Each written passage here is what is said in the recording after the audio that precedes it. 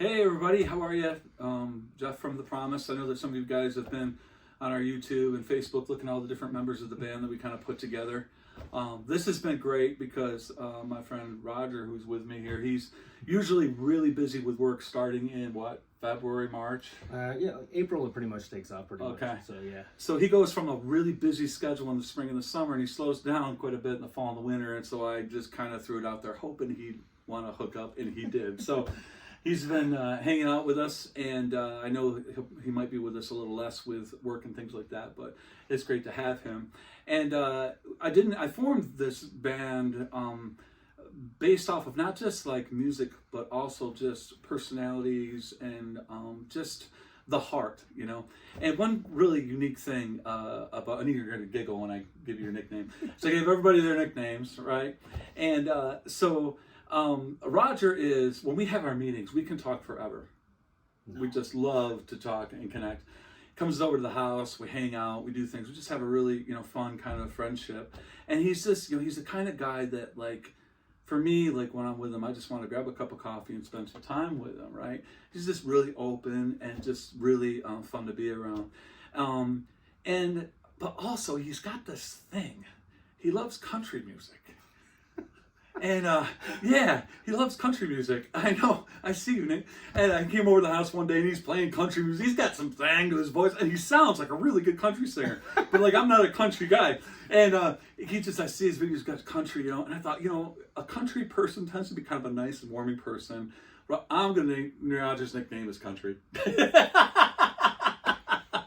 Doesn't he look like a country guy? Look at him, I got the hat at home. He does.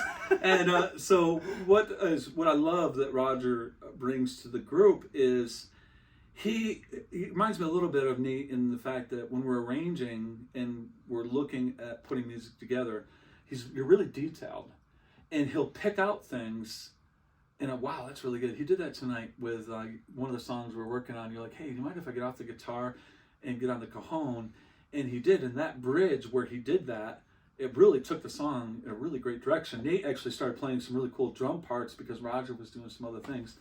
And that was really cool. And then we got done with the song, he goes, do you remember that ending we worked out? We completely forgot it, and it was a really good ending. And he goes, dun, dun, dun, like that, like, oh, so that's one thing I love about Roger. I love his friendship, I love spending time with him, but I also love he's really gifted as an arranger too. And I think drummers do a lot of arranging. Nate, you're an arranger too, because when it comes to rhythm and things like that, you really have to be tight with what's going on with the music. So that's your nickname, Roger.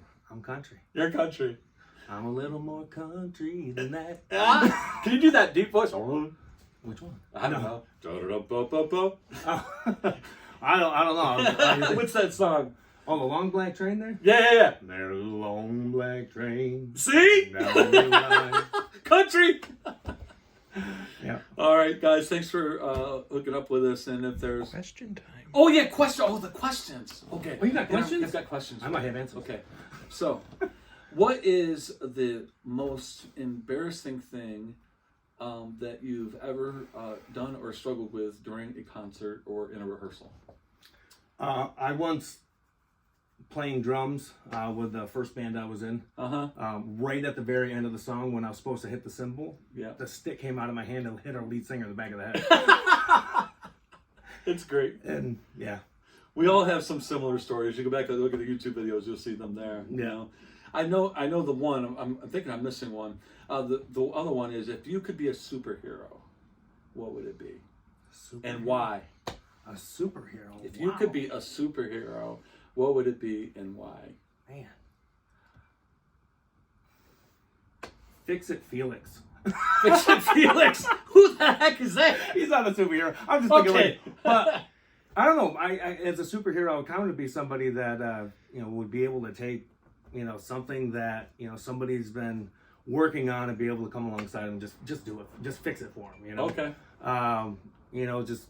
Not necessarily somebody like a damsel in distress or anything like that, but again, I don't know if there's actually a superhero I'd want to be. I mean, Superman's got his issues. They all got their issues, But as far I don't know.